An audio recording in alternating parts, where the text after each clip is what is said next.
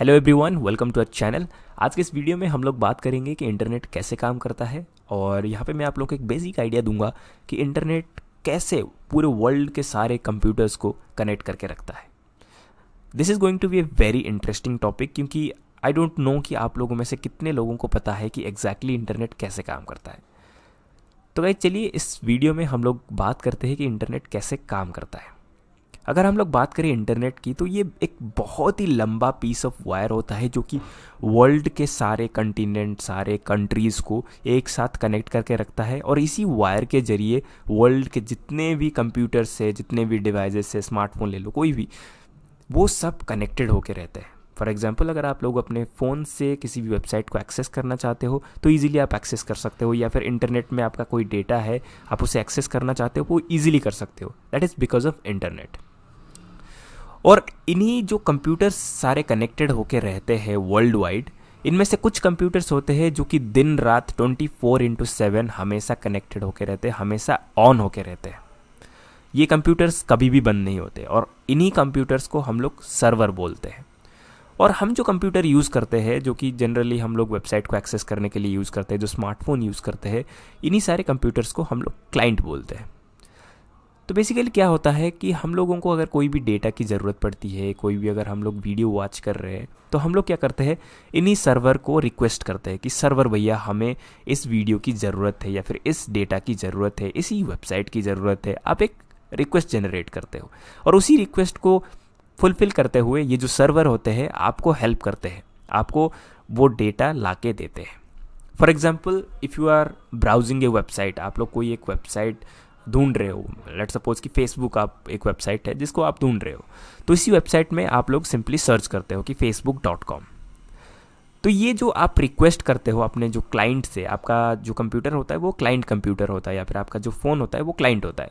तो इसी से जैसे आप लोग एक्सेस करने की कोशिश करते हो इस वेबसाइट को, facebook.com को, तो आप लोग क्या करते हो, अपना जो इंटरनेट सर्विस प्रोवाइडर है, आपको जो इंटरनेट सर्विस प्रोवाइड करते हैं, यहाँ पे वोडाफोन हो गया, आपको एयरटेल हो गया, जियो हो गया, ये सारे आपके इंटरनेट सर्विस प्रोवाइडर है, आपको इंटरनेट सर्विस प्रोवाइड करते हैं। तो आपका जो रिक्वेस्ट जाता है facebook.com का, ये आपके इंटरनेट सर्विस प्रोवाइडर्स के पास जाता है जो आप लोगों को सर्विस प्रोवाइड करते हैं। और देन ये जो इंटरनेट सर्विस प्रोवाइडर होते हैं ये एक मैसेज जनरेट करते हैं जो कि आपके डीएनएस सर्वर में जाता है।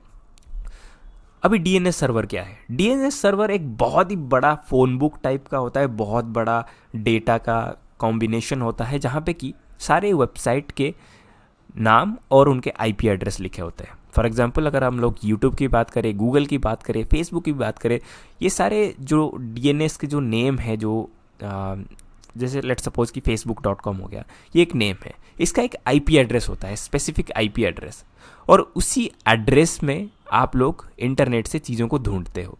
तो पहले आपका जो रिक्वेस्ट जाता है वो अपने इंटरनेट सर्विस प्रोवाइडर के पास जाता है कि ये वेबसाइट को हमें एक्सेस करना है। फिर आपका जो इंटरनेट सर्विस प्रोवाइडर होता है वो इसी चीज़ को डीएनएस सर्वर में डालता है कि इसी वेबसाइट का मुझे आईपी एड्रेस चाहिए। फिर वो आईपी एड्रेस आप लोगों को अपने इंटरनेट सर्विस प्रोवाइडर से आपको अपने कंप्यूटर में मिलता है, और वही आईपी एड्रेस से आप एक और रिक्वेस्ट जनरेट करते हो जो कि आपके इंटरनेट सर्विस प्रोवाइडर से होते हुए इंटरनेट बैकबोन में जाता है, जो मैंने अभी आप लोगों को बताया था, लंबा पीस ऑफ वायर। ये सारे पीस ऑफ वायर पूरे कंट्रीज़ में, पूरे वर्ल्ड में फैले होते हैं फिजिकली, और इसी एड्रेस को यूज़ करके आप अपने जो इंटरनेट बैकबोन से आप वेबसाइट को ढूंढते हो, और उसी वेबसाइट का आपका एक सर्वर में सेव होके रहता है सारा जो डेटा होता है। फॉर एग्जांपल, अगर आप लोग यूट्यूब को एक्सेस करने की कोशिश करते हो तो यूट्यूब का जो सर्वर होता है मे बी यूएस में होगा, तो वहाँ पे उनका सारा डेटा रहता है। तो आप जैसे ही एक्सेस, जो आपको आईपी एड्रेस डीएनएस सर्वर से मिलता है, उसको जैसे ही एक्सेस करते हो तो आप अपने यूट्यूब के सर्वर से कनेक्ट हो जाते हो और वहाँ से आप लोग डेटा एक्सेस कर पाते हो। तो जैसे ही आप अपना डीएनएस सर्वर फाइंड आउट करते हो और वहाँ से आप अपना आईपी एड्रेस जनरेट करते हो, जो आपको आईपी एड्रेस मिलता है, इससे आपका कंप्यूटर जो होता है एक डायरेक्ट मैसेज भेजता है अपने इंटरनेट सर्विस प्रोवाइडर को, और वहाँ से इंटरनेट बैकबोन होते हुए आप अपने जो सर्वर होता है उसी वेबसाइट का, उसके साथ कनेक्ट हो जाते हो, और उस कंप्यूटर से आप लोग डेटा और फाइल ट्रांसफ़र या फिर लोकेट कर सकते हो, या फिर उसमें वीडियोज़ अगर आप लोग वॉच करते हो तो वीडियोज़ वॉच कर सकते हो।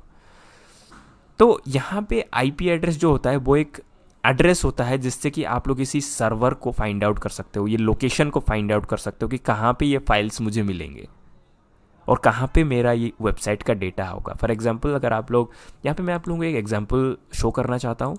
एक वेबसाइट है ipvoid.com। यहाँ पे आप लोग अपना वेबसाइट डाल दीजिए, कोई भी वेबसाइट। लेट्स सपोज कि facebook.com को मैं एक्सेस करना चाहता हूँ, facebook.com।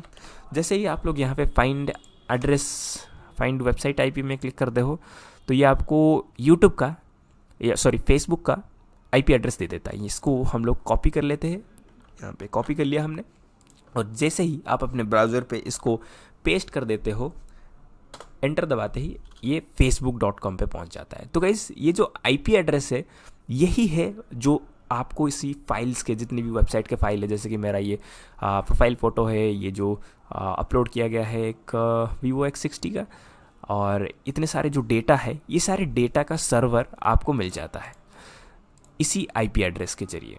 तो IP एड्रेस ही होता है जिसको कि यूज़ करके आप किसी भी वेबसाइट को, किसी भी डेटा को एक्सेस कर पाते हो सर्वर से। तो ये होता है पूरा इंटरनेट का खेल। ऐसा ही होता है आपका पूरा इंटरनेट का जो connections. So world wide internet backbone अगर आप सर्च करो तो आई होप कि इसमें आप लोगों को वर्ल्ड के जितने भी इंटरनेट कनेक्शंस है वो सारे देखने को मिल जाएंगे। आई होप कि ये सारे जो इंटरनेट कनेक्शंस है समंदर के अंदर से होते हुए ये सारे इंटरनेट कनेक्शंस जाते हैं। मैं आप लोगों को कुछ इमेजेस आई होप कि होगा, तो ये सारे जो है ये आप लोग देख सकते हैं कि ये इंटरनेट बैकबोन है। ये सारे इंटरनेट बैकबोन है जो कि पूरे वर्ल्ड वाइड कनेक्ट होते रहते हैं।